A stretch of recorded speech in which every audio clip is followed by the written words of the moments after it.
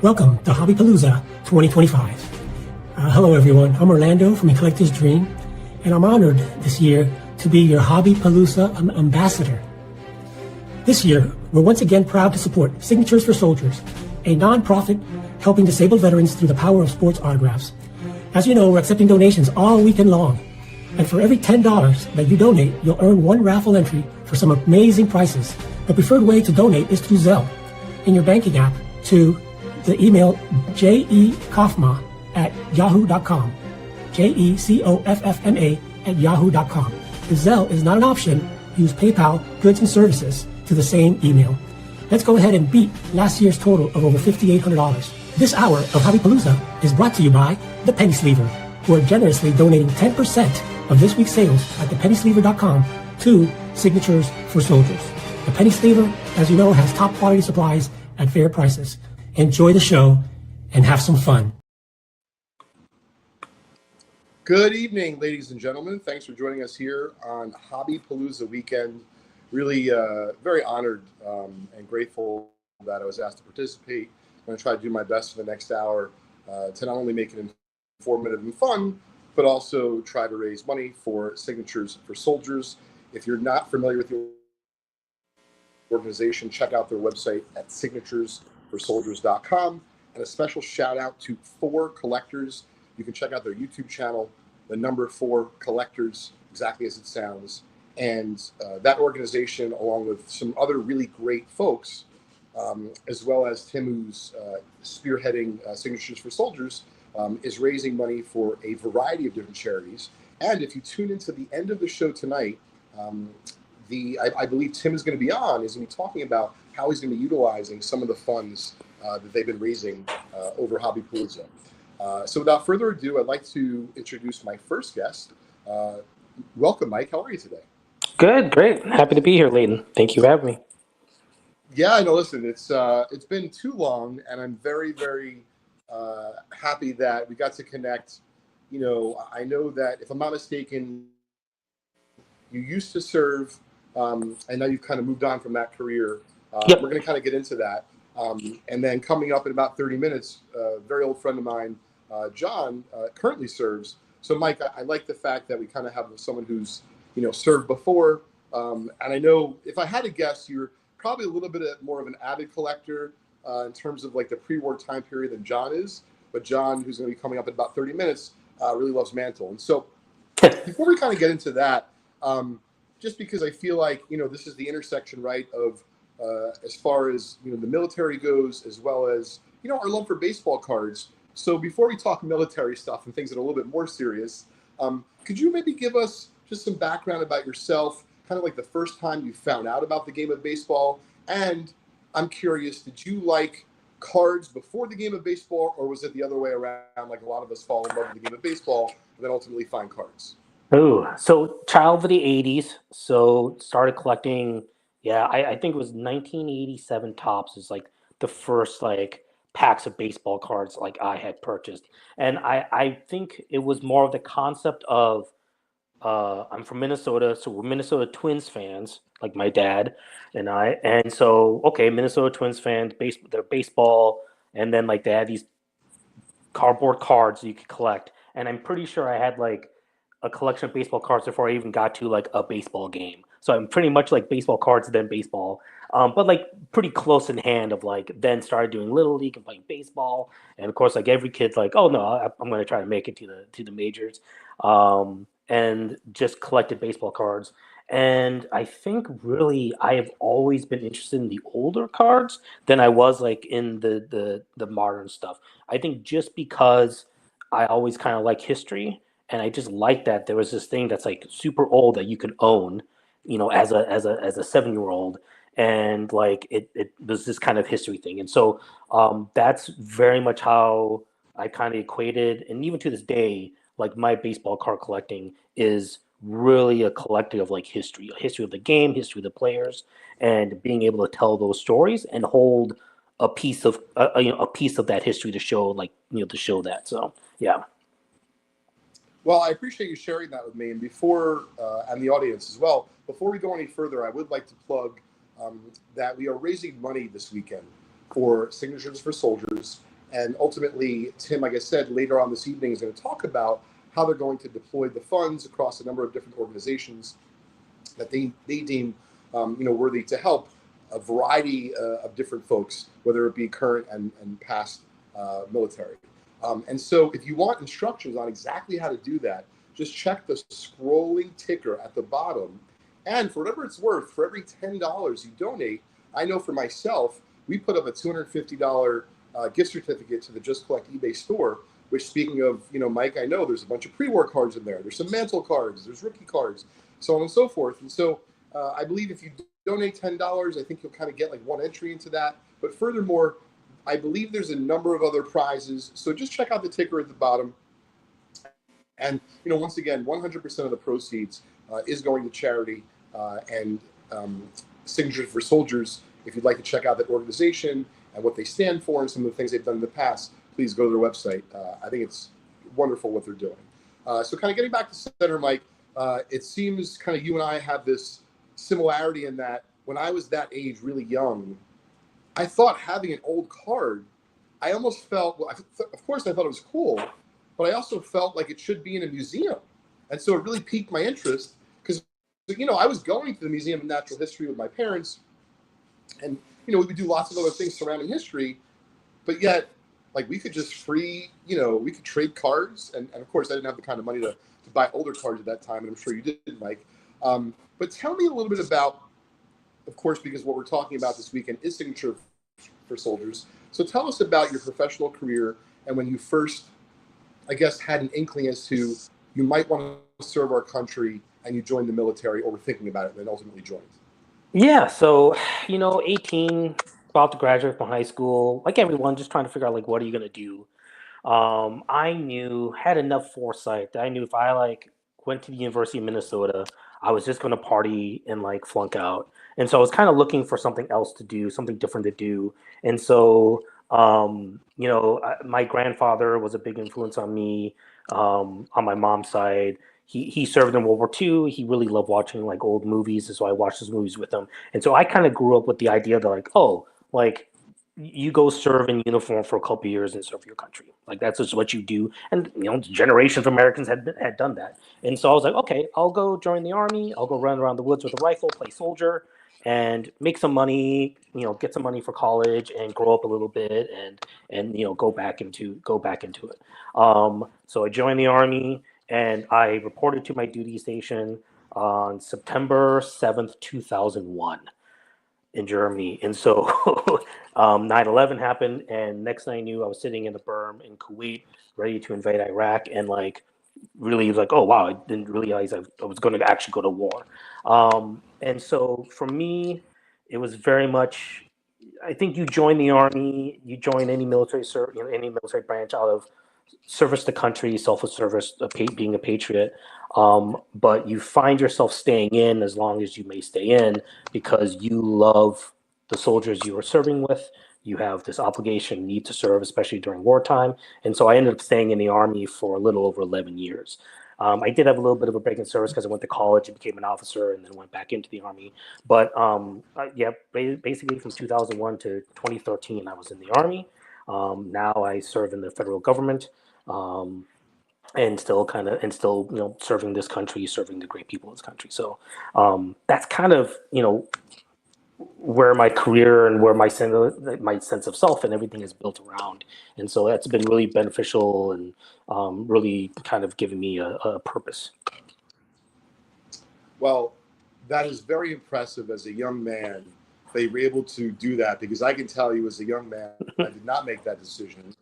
I went to Rutgers College and I certainly partied. I believe I did go to some classes, but really, I'm very grateful to you and certainly others. And I did want to have a special shout out to my brother-in-law, Tim, who, and I'm sure you know this life, Mike. So they were just in Fort Drum for about 3 years in upstate New York. And they just moved to Louisiana, believe it or not, this weekend. And so, exactly. So I wish, of course, my sister and him the best, and their family. I had asked him to join because Tim is not only an avid sports fan, but of course serving our country proudly currently at the moment. And so just a special shout out to him and my sister and their family. This is part of the reason why I'm doing this and others are doing it. And Mike, you're taking the time. But enough to talk about, let's just say, your professional military service for a moment. And let's have some fun. And I want to hear about, because I know you had the same interest that I did when I was a kid. Tell me about that first time when you finally had a few dollars in your pocket and you discovered you can buy, whether it be a Ty Cobb to a Moberg, a pre-war card. Tell us about that experience and what was the card? What were you going after? I have it. I brought it out because it kind of started Oh, that's the whole fantastic. specific Thank you. collection too.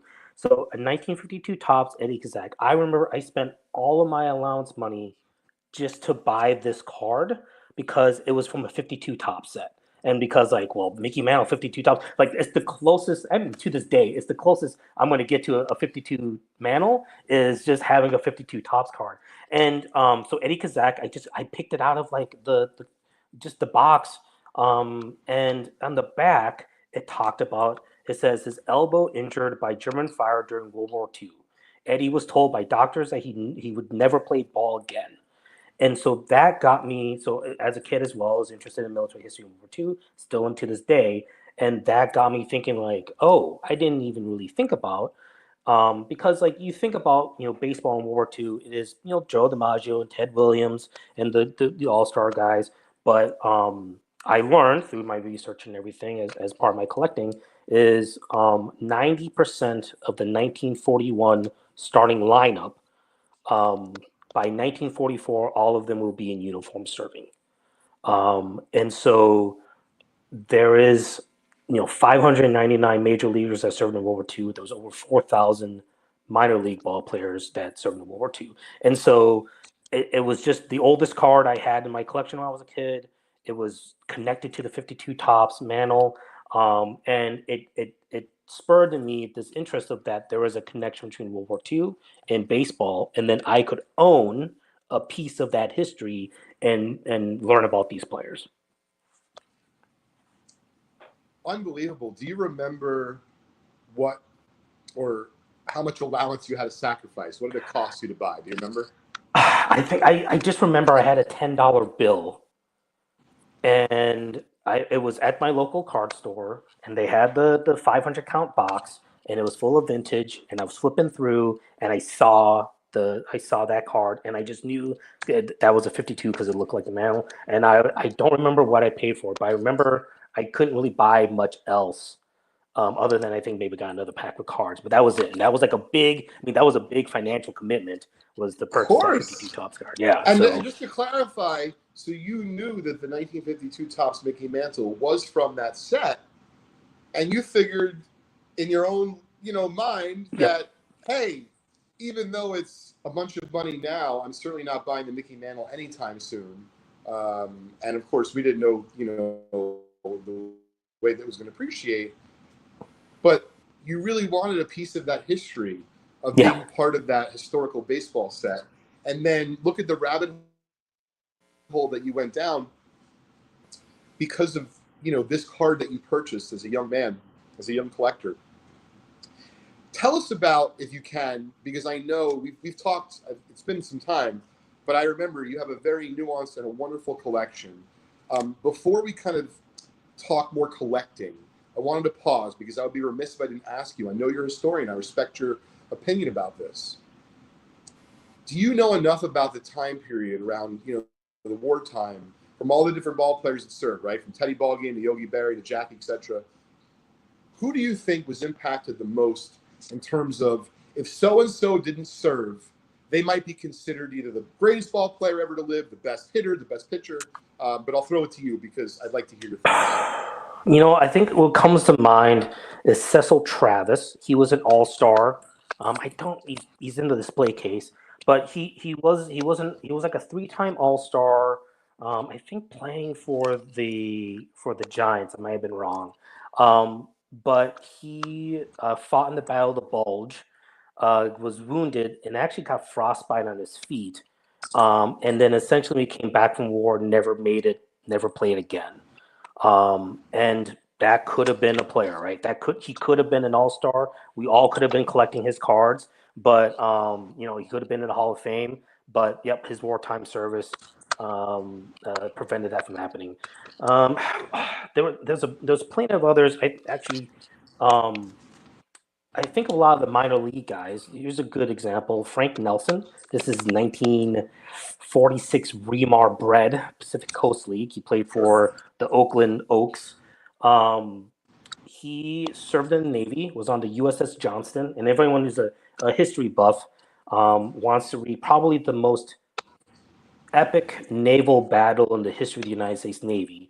He fought in the Battle of Samar, and his little destroyer, the USS Johnston, took on like literally a third of the Japanese fleet single-handedly, and tragically was sunk. And he spent 54 hours in the water before he was rescued. And pitched for a couple seasons in the Pacific Coast League, and then never made it to the majors. Another what could have been if the war wasn't there. On the flip side too, Leighton, Warren Spahn was a combat engineer. He was wounded on the Ludendorff Bridge over the Rhine when the Germans bombed it. When he retired, he was being interviewed, and the interviewer talked to him about what could have been, because he lost 3 years of baseball to the war. And he said, I may not have lasted as long as I did if it wasn't for my wartime service. And he's talked about that, his time in the military taught him discipline. It taught him, handling those stressful situations, and really gave him a drive to better himself. And he said, I may not have been a Hall of Famer, because of that. So it is interesting to think about what could have been and what couldn't have been. But the game was affected. I did look up. There's a wonderful book called Playing for Our Nation that talks about all of this. And you gotta love stats, right? So I looked up a major league pitcher in the 1941 season.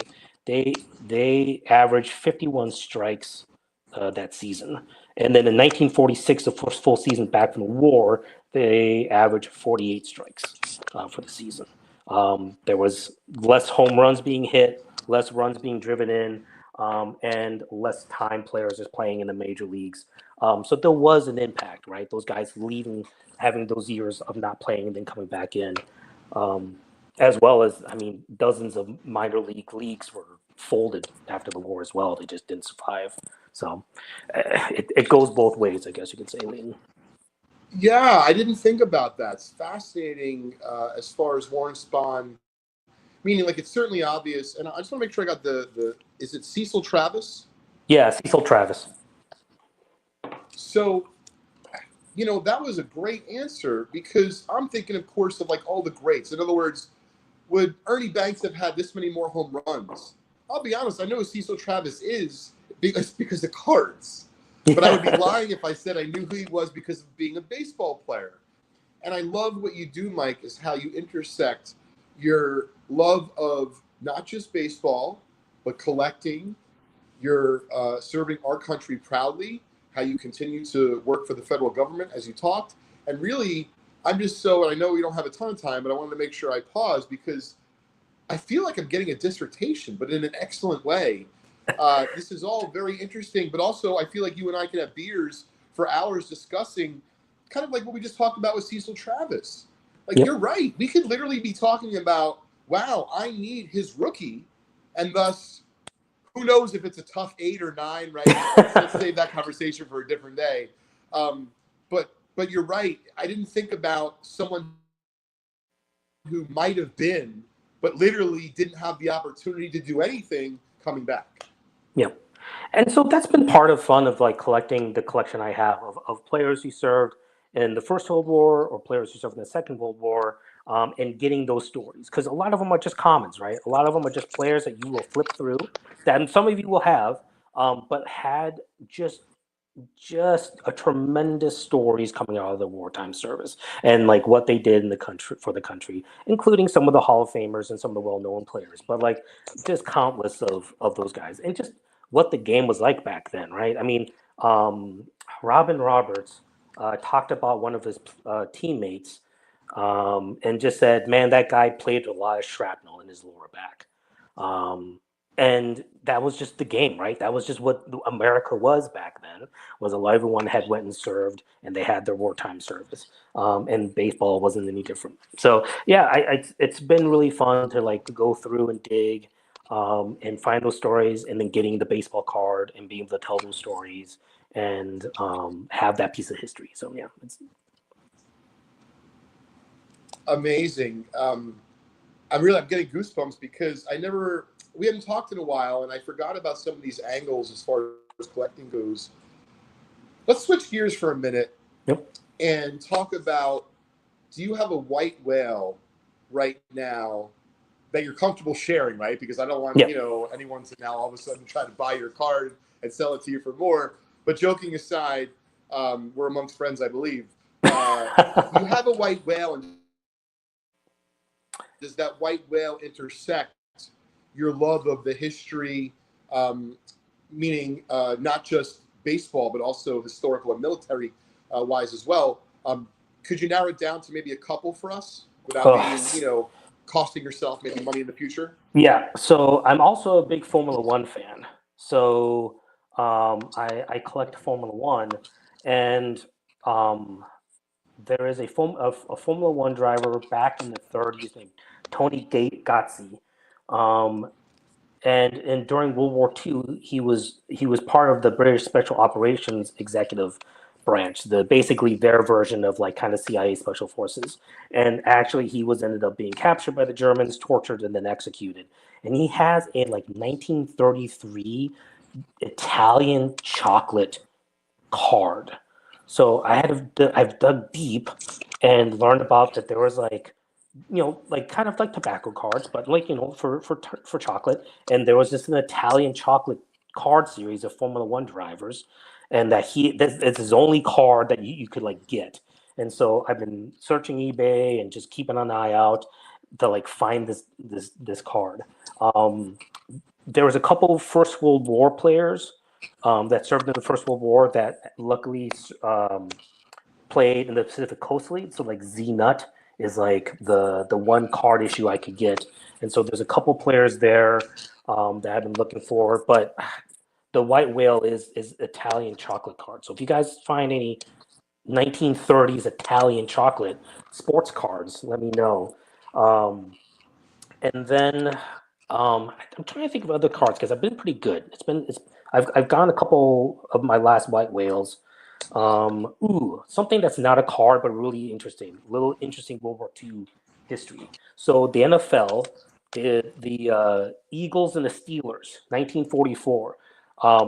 Their teams got hit so hard by the draft, by the players being drafted, that they combined their team, and they called it like the nickname was the Steagles. And so I'm desperately looking for anything of the era that is from when those two teams were combined, and played as one team. And it was literally called like the Philadelphia, New York like football team, but everyone called them the Steagles. And so that is something I'm looking for. So interesting, your want list. I got to tell you, you could go to the National, and they always say, it's only in a couple of weeks, Mike, that you'll find anything and everything you want at the National. I'm not so sure on your want list you're going to find. I know. The other thing that would be a little bit more is I am also getting into collecting the Japanese league players that served in World War II. And so I'm getting into vintage Japanese. And there is a specific dealer at the National that I've been in contact with in trying to track down certain players of their vintage card days. And if you want to talk about like an exercise in just insanity, is getting into vintage Japanese baseball cards. It is frustrating because there's no checklists, so you don't really know what was created or not created. Now, when you say there's no checklists, do you mean that people are unfamiliar with like when a set was issued, that no one knows how many cards were made for that set? Yeah. So basically, their version of baseball cards was either kind of like the game, like it was kind of like Pogs, if you remember Pogs. So Menko, Yeah. and then you had like Bromida, and you had a couple other different, but they were like cutouts from baseball magazines that you would cut out the player and then like paste it to a poster. And so, yeah, there's no checklist. You don't know, what was really created. And then because Japan, if you go to Japan today, they're not really big baseball card collectors. So no one really, there isn't that much of a community there. So it is tough to get like information. And there's a couple people who do the work that like try to build like a little bit of a registry. But yeah, it is frustrating. And also, I don't Interesting. speak You said Japanese. Manko. So Isn't that the sheet that featured Babe Ruth? Right. There was a yep, Japanese sheet. yep. Okay. So what you're saying is that these cards are not only extremely tough to find, but they're extremely tough to decipher what's actually available for a particular issue. Yeah, because they didn't keep. If they did, it was lost, but they never really kept track to what was done. And so it is just a little bit of like, it's part of the fun though too, right? It's just fun exploring and going and seeing what you discover and learning from other people. And then like you kind of Sure. talked about putting a price point on some of this stuff. Cause like I get it, some of the white whales, my latest white whale I got, it took me 3 years to find a 1911 Z-Nut Orville Kilroy card. It took me 3 years to find him, and I think it was an eBay search. It popped up $40. I didn't even question it, and I paid $40 for it. Like it's just, I just have to buy it now because I don't know when I'm ever going to find another one. So, But that's so great that you can appreciate, and this is really just such a wonderful lesson in collecting, Mike, for not just you and I, but for everyone who might watch this, not just live, but in the future. In the day and age where you can't even buy a pack of cards for $40, forget about a box, right? You're figuring out this angle, right? You're obviously passionate about the military. Certainly makes a lot of sense to me. We've known each other prior to today, but yet you didn't hesitate. And to you, that $40 card might as well be 4,000, because it's not about the money. And that's what I really want to harp on here with being sponsored by For Collectors, because some people buy a $40 card and that is their $4,000 card. And some people buy a $4,000 card and they're jealous of someone who owns a $40,000 card. And that's what I think is really great. And I'm excited to have John on in just a few minutes to show just a little bit of a different angle of collecting. It's not about the biggest collection. It's about finding a love and a passion and a pursuit. But I would say this, Mike, I don't know if it's a terminology yet in our industry, but you really seem to like collecting pain. Because you are going after some things. Thanks, Mike. You seem to go after some things that are extremely difficult to find, that are esoteric. I mean, Jesus criminy, you're going after cards that are made in Japan that we don't even know if they were made because there wasn't a checklist. Mike, be kinder to yourself. Don't make yourself nuts, please. look, we all have that burden to bear, right? As collectors. And so it's part of the fun. It's part of the frustration. It tells good stories. And like at the end of the day, it's something that, I look at and enjoy, and I get a chance to talk about it here with you and everyone online. And unfortunately, I won't be at the National this year, but next year for sure I'll be there. Well, Mike, I don't remember if you have my cell or not. J5, or I can definitely will connect with you. I'd like you to reach out to me because if you're not going to be at the National, I was going to ask you that. Let me know. I'd like to go over to the Japanese dealer's booth and, look for you firsthand. If there's something I can find or discover, I'd be more than happy to. I am curious just because, we're both kind of card nerds and collecting nerds here, and obviously a lot of us are watching. In terms of the grading, how does it all work with Japanese cards if they're coming off these sheets? And are they authentics? Are they graded normally? How does it work, Mike? So a lot of times they're authentics. There are like basically like strip cards, right? But this one's a 3, and it looks good. I mean, for a cardboard. Yeah, hold it there for a second so they can. So hold it there for a minute. That's very colorful. Now, who is that? This is Masuo Kaneda. He served in the Imperial Japanese Army back in 1944, survived, and then went on. Actually, he's better known for being a manager, a long-term baseball manager in the Nippon League. And so it is partially just researching and finding out players that served in World War II in the from the Japanese League, and then trying to see if there was a card of them and just kind of doing the Google searches and whatnot. So, but the grading, I mean, it is a little bit across the board. I think if anyone has seen a Japanese baseball card, it's the 64, the 67 Kobe Leafs, which are like their attempt at I've making seen like a those, sure. standard looking baseball card. And oddly enough, you can get them more here than you can get them in Japan. Um, and so those are pretty standardly graded by SGC and PSA because they fit the mold. But I don't have anything off the top easily reachable that are Japanese cards. But I think they just basically grade the same as they would do. Centering, cornering, the strips are a little bit different, but it is just it is essentially, I mean, like everything else, right, guys? It's subjective. You buy the card, not the grade, and I'm just grateful that I was able to find it in whatever shape and form it's in and put it in the collection. So Absolutely. Well, I am disappointed you're not going to be the national because a bunch of us VBers are going out on Saturday night, like Jim and such, and of course members of our team. So we'll miss you, but I will follow up if I can help you, discover one or two little gems that are on your list at the national. And I'm also kind of intrigued now a little bit more about Japanese cards. So maybe we can, I could learn some more from you, which is kind of nice, right? perfect. For a change, because I feel like people are always asking me questions, and I am humbled and grateful that I am asked these questions. But honestly, I'm thrilled to go down a rabbit hole and kind of learn some stuff with you, and also help you along the way at the national. Most importantly, I wanted to thank you for your service. I very much appreciate the sacrifices that you've made, and I'm so glad that you took the time today to make that for us, for what Signatures for Soldiers is doing. Once again, a special shout out to Four Collectors. And so, Mike, just as a little thank you, to you, I know it's not going to necessarily be full of Japanese cards that are your taste. However, in our Just Collect eBay store, which you can find at just_collect, we do have some nice pre-war cards. And so, just as a little thank you to you, I'd like to extend a $250 spending spree. You can, buy whatever you like. If you decide that you want to go crazy and buy a card from the 1970s or 60s because you want to expand your horizons, certainly I'm not offended. But I'm looking forward to talking some more cards and catching up further with you offline, Mike. Thank you so much for joining us today. Thank you, Lane. That's very kind of you. I really do appreciate that. It's very great. Singing for Soldiers, great. Please donate. And yeah, enjoy the national. Buy some baseball cards. Enjoy. Yeah, good. We'll see you real soon. I'll have you on Trading Nice. Card Therapy. Absolutely. Perfect. Thank you, sir. You have a good one. Take it easy, bud.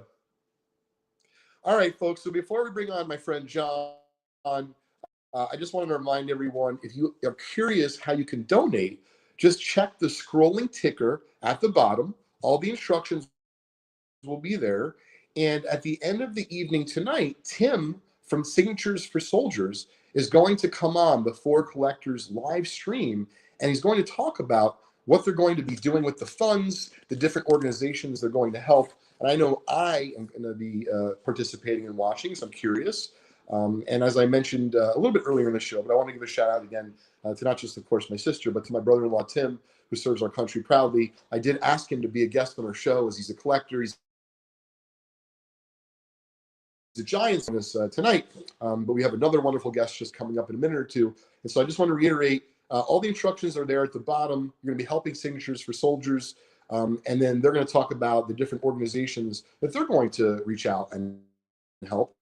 And I think it's fantastic how we can intersect our love of collecting and cards with the military, because let's be candid, right? A lot of us, it's very hard on a daily basis to appreciate what someone like Mike has done, what my friend John currently does as he serves, what my brother-in-law Tim does, and literally the tens of thousands, not just in our country, but that are deployed potentially worldwide. So thank you for your service, all of you. And I'm not sure if John is ready, but if he is ready, we certainly can bring him on. And the last thing I wanted to mention was for every $10, I believe, that you donate, you're going to get an entry into the Just Collect kind of $250 giveaway we're giving to our eBay store, which is separate from what I just gave Mike. But I think they're also giving out some other prizes at the end of the evening. So just check out the ticker at the bottom. John, how are you, buddy? Good, Leighton. How you doing? Excellent. Thank you so much for taking the time. I really appreciate it. Yeah, absolutely. Anytime, brother. So, it's been way too long, and it's a little odd that we're connecting in this way without kind of talking, but we at least message each other on occasion, which is great. But man, I miss you. But most of all, thank you for your service, John. Thank you for what you're doing for our country and participating in just a little bit of fun this evening as we're trying to raise money for the organization I mentioned just a minute ago, Signatures for Soldiers. But if you check out their website, Tim and his team, they're doing really good stuff. And without further ado, John. So John and I met, to kind of give you a background. John and I met at Rutgers College, where we both went to school for undergrad education in the state of New Jersey, and we somehow did graduate, John. We figured out a way of 10 prosper. We lived in this crazy, wild off-campus house together. We're not going to go through and name the 10 other guys that we lived with, but shout out to all of them, because we did have a blast, even though we had some ups and we had some downs. We had house meetings, but we could spend literally an entire hour on that, John, and the time would go like that, right? Yeah, absolutely. Good times. Yeah. So let's talk about your earliest memory of baseball, kind of like we did with Mike. Because if I'm not mistaken, you grew up in New Jersey, and I know, like me, you grew up an avid Yankee fan, right? Yeah, literally born a Yankee fan. I think my mom has a photo of me about 5 to 10 minutes old, already in a little Yankee outfit. So where I grew up in North Jersey, if you weren't a Yankee fan, then you were a Mets fan. And if you were anything else, you probably got beat up a lot as a kid. But my father was a Yankees fan.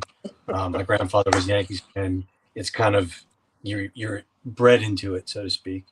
But obviously, it's good to be a Yankees fan. They've won a couple World Series rings.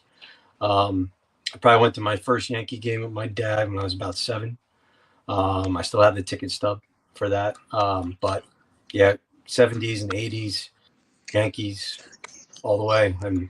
And I still have a ton of Yankee stuff in the house. Luckily, my wife lets me keep it in the family room, not in a closet somewhere. So, yeah. Very cool. So I don't think I have as an early of a fandom of the Yankees as you, so it's impressive, John. I didn't know that was the case. I'm curious, do you remember your earliest time of acquiring a baseball card, whether it be a pack or whether it be your grandpa gave you a card or your dad gifting you something he collected or anything along those lines? Yeah, it was. I wasn't my first baseball card. I know that, but it was probably my most prized possession when I was 10. My godfather took me to the local baseball card store in town, and he bought me Don Mattingly's 1984 Topps rookie card. And I think then it was about $100, and that was probably 1986 or something. So he had been, on the team for about 2 years. And that was like, holy crap, I can't believe I have Don Mattingly's rookie card. Because, my birthday is the 23rd. 23 is Don Mattingly's number. He was my childhood, like, idol. Every kid, wanted to be shortstop, on the Yankees. And that would have been my dream, but, didn't happen that way for me. But that I would say is my first real memory of cards. I mean, I collected baseball cards. I think from that part on, I started collecting specifically Yankees cards, and I preferred Topps over Donruss or Fleer or some of the other name brands at the time. And I was trying to get the team and trying to kind of do it the hard way by buying packs of cards. And I think like on the like 1985 Topps team, like the manager had like all the players for the Yankees team that year and their number. So then they had little boxes, so you can almost like check them all off as you went. And trying to build just the Yankees team, not the whole year of Topps, but just the Yankees team was challenging. And you go to the local card store, and they might have one or two, from that year in Topps for that specific player you're looking for. And it took me a while, and I think I had the 1988 Yankees, all the Yankees cards for Topps that year, maybe 89, and then 87. And it was getting more difficult when I was trying to go back to 86, 85, and 84. And then, of course, it got more expensive as you're going back. And as a kid and a teenager, allowance only goes so far. But I think it probably hit a point where, I don't know, I was 14 and my interest went. I mean, I played baseball from probably the time I was 6 years old. So played all through, little league and then into high school until I got injured. But yeah, baseball was always been like a huge thing for me. And then probably when I hit that teenage, year 14, 15, still playing sports at school, my focus kind of changed towards women. So I didn't really have time for collecting baseball cards. I was hunting at that point. So, but I didn't get back into baseball cards probably until COVID. And because they just sat in the shoebox in the bottom of my drawer. I think I mentioned it to maybe when we were in college together. I said, "Hey, these things worth anything anymore?" I mean, I still had my Don Mattingly rookie card in hard plastic. And I think you were saying, yeah, no, it's not really worth that much. There was nothing, and the Yankees didn't do so well, until the 90s, mid 90s again, when they hit their streak again.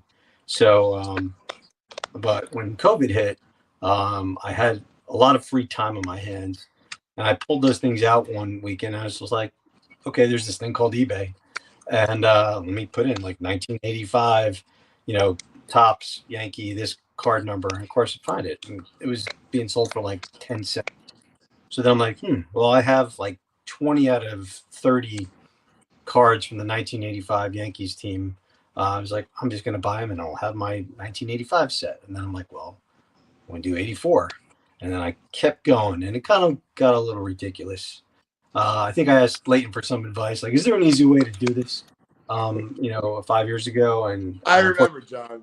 Yeah, it wasn't really. It was very challenging, but I did end up building a nice collection going back to 1960. So I have every Topps Yankee card from 1960 to 2000. Basically the entire team set, to include like the little special cards and the wild cards and all-star cards that go in each pack. And obviously it got expensive when you get back in the 60s, and I have a few mantles in really good condition, stuff like that. And then once I was done, I basically said, okay, I have to stop now, because I wasn't going to go into the 50s, because now we're talking bigger money, and I don't know, I wasn't interested in collecting any cards after 2000 to try and make up for the last 25 years. But I have them nicely organized in a nice case in order and a spreadsheet, and I know exactly how much I paid for all that.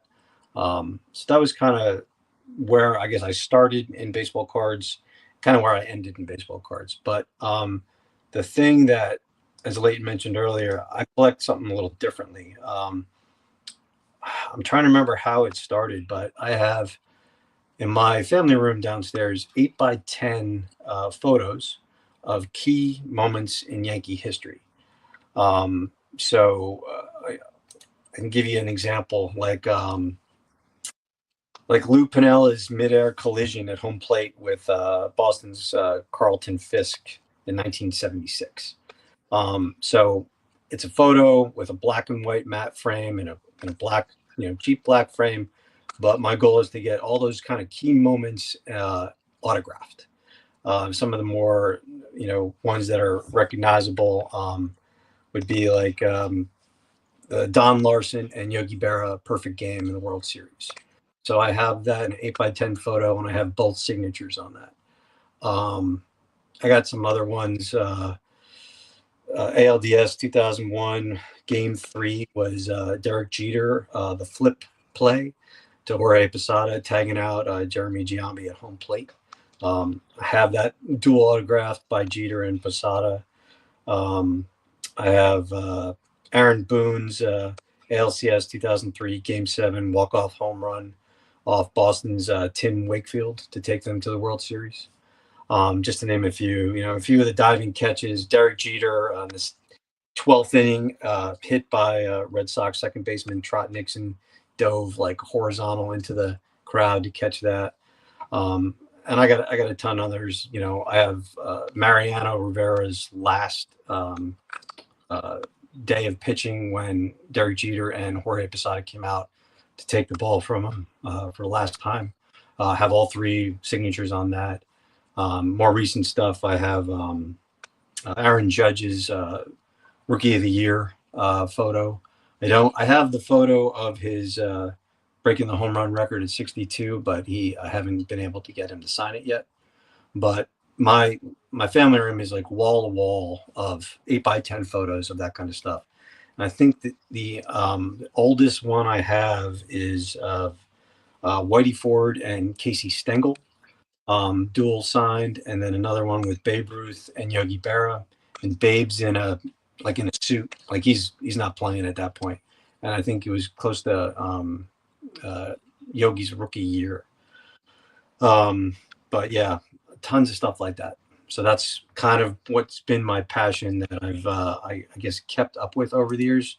Obviously, when the Yankees, have another key moment, I would say the last key moment was Aaron Judge's breaking of the home run record, and hopefully they do something great this year in the World Series if they make it that far. Yeah, let's make the playoffs first. That's what I'm hoping for, Johnny. That's one thing at a time. It's been up and down.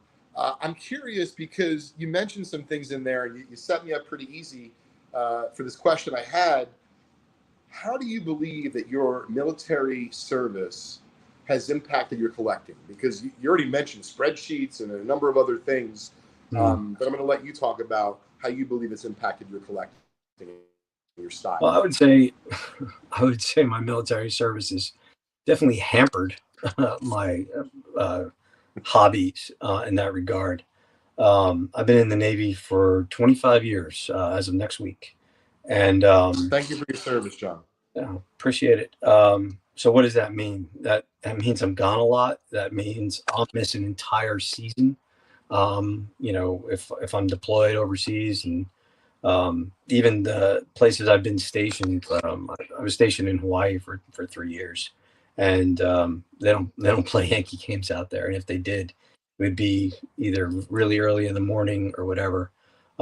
So I kind of lose a lot of touch with like current sports stuff. I'm not an ESPN guy watching highlights every night either. So it's just, I would say it's hampered it, if anything, from a spreadsheet. I'm organized. Leighton and I we weren't roommates, we were housemates, as he said, with 10 other guys, but I was very organized, and I've always been that way. So it was just a matter of maybe I'm going to leave all those cards to maybe one of my nieces, my brother's daughters, if they grow up to be Yankees fans, because I don't know. Leighton could probably tell me what would that, be worth, like 40 years of these cards. I don't know, a couple grand, I hope, because I spent more than a couple grand on it. Yeah, well, I'm not sure what it's worth, but I definitely think you should keep it in the family. I've met and hung out with your brother. I've drank with your brother in college. We certainly had some good times.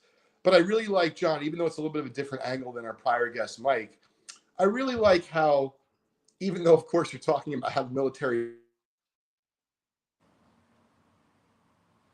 has hampered your ability for out there, but there's no doubt that you're not talking about money, meaning it costs money. You're very well aware of that. Yeah. But you're not doing this for the hopes of retiring rich, or you have these visions of grandeur. You just are enjoying the fact that you grew up with the Yankees since literally almost your earliest moment. And I can really appreciate that, John, because there's a number of things, even though I buy and sell a lot, meaning as my day job, if you will, I still make sure that I'm collecting, because if I'm not, it doesn't really make it nearly as fun. And the point is, I like the way that we talked about your collection in terms of moments and passion and what things mean to you, versus like, I bought this thing for $500 and I really hope it's worth $1,000 one day. Yeah. And I hope it's worth even more when I'm dead. And listen, that's okay too, John. I'm not knocking people who do that, but what I'm saying is I can really appreciate, I'm sure many others who are watching can also appreciate your true love of collecting the Yankees and baseball. Yeah. I would say I'm more passionate about the 8x10 photos of key moments because, well, they're on the wall and I see them every day. I mean, you could look at your baseball cards every day. And I you mean, have I friends do, but over. obviously I have problems, John. So, yeah. Right.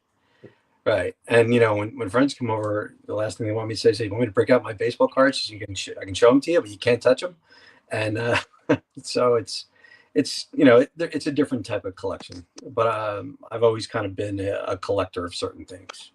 So, but yeah, I'm always waiting and hoping to add another 8x10 photo of another great moment. My wife, not so much, because she says there's not much wall space left. So I guess we have to get a bigger house. You got to get a bigger. You got to get a bigger place. Right. Yep. Just for the Yankee stuff.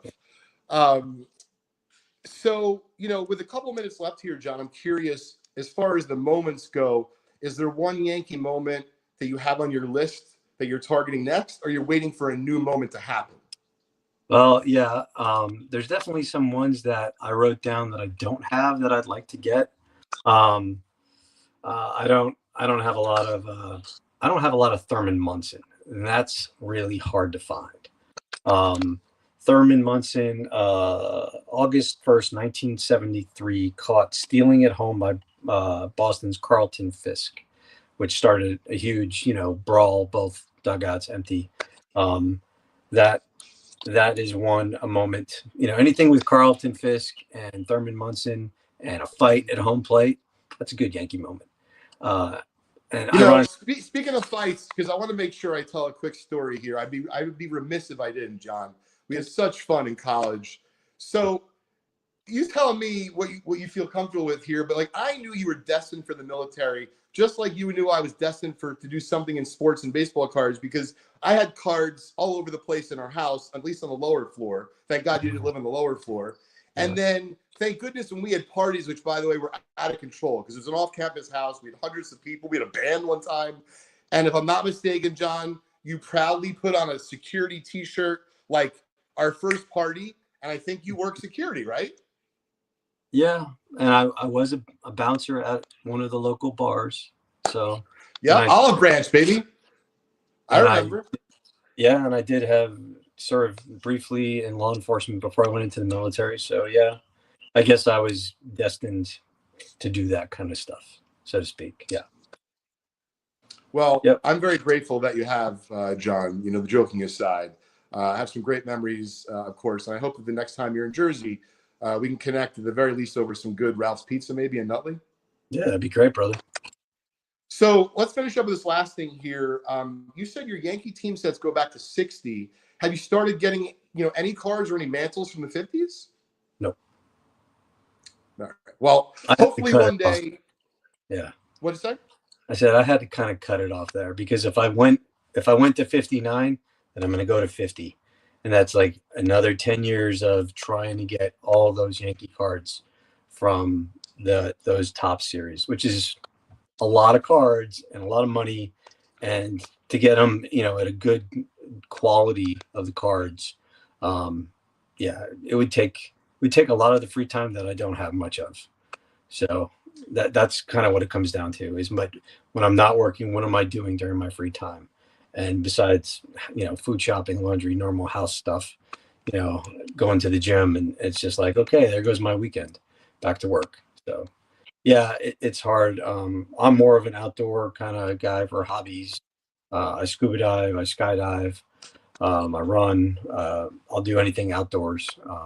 So I'd rather not be tied to a laptop searching on eBay for, this one guy in 1957 is the one card I'm missing from that year. It's just, it's like almost like I'm on a mission to get it done, and I'm glad when it's over. And I wouldn't say it's not enjoyable, but it's not something I'm probably going to spend my weekend doing. Listen, you accomplished the mission. I respect that, John. Certainly, like I said, I knew early on you're going to be destined for something to do with law enforcement and/or military. Look, you were involved in both, and I'm grateful for it. And I know everyone who's watching is grateful. And so I hope you appreciate what I'm about to give you, because this is not meant to open up Pandora's box and for you to start spending your hard-earned money. You should look at this as this is your foray into the 1950s of owning a nice quality Mickey mantle. And really, I'm proud to call you my friend. I'm grateful that you serve our country proudly and that you continue to do so even after 25 years, John. So if I'm not mistaken, I sent you a 59 mantle a couple of years ago. So we're going to go back 1 year earlier here for you, sir. I'm going to send it out tomorrow when I get to the office. Is a 1958 Topps Mickey Mantle All-Star graded SGC 4. And once again, John, love you, brother. I miss you. I hope that me, you, and Sauter and the rest of the boys, Lodato. By the way, I hang out with Craig and his kids. We'd love to see you, man. Really would. Yeah, I keep in touch with Ian, Reinert, and Sauter pretty much, and Shifty. So, yeah. Get out that's of here. awesome. So the thing is, I'm talking to a couple of those guys. We just got to get us all on the same wavelength, man. Yeah, we do. We should have another reunion. That's a sweet card, man. It sounds like one's in the making, and at the very least, that was the reason to have you on tonight, John. Man, I miss you. I love you. Thank you so much for joining us and serving our country. Thanks, Leighton. I appreciate it. And thank you again for the card. Love my hobby. Keep collecting baseball cards. But hey, we want to keep the lights on here at Four Collectors Studios, so hit the like button for us, guys. So thanks everybody for coming, and yeah, we'll see you next time on Four Collectors. All right, guys, have a great rest of your night. Subscribe to the Four Collectors channel if you haven't done so yet, and we'll see you soon. All right, guys. Clemente Collector has said we hit a grand slam, so that makes me feel good.